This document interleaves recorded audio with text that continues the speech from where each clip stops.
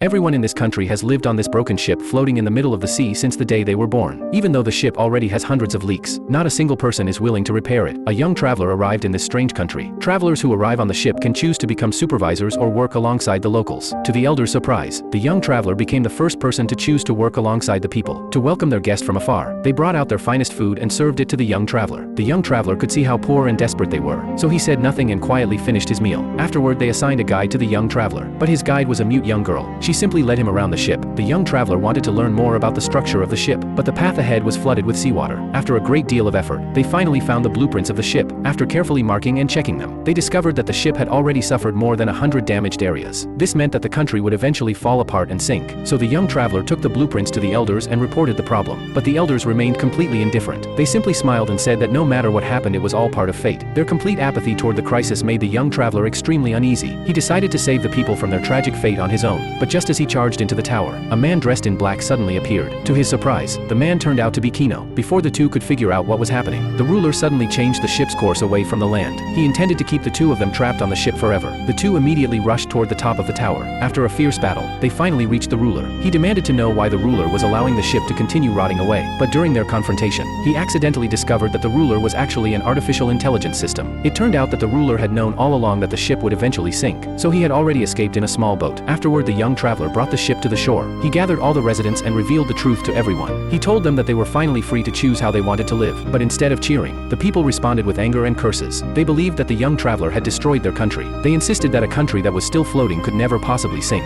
Faced with such a twisted attachment, the young traveler could no longer say anything. He could only watch helplessly as everyone returned to the ship that was destined to sink.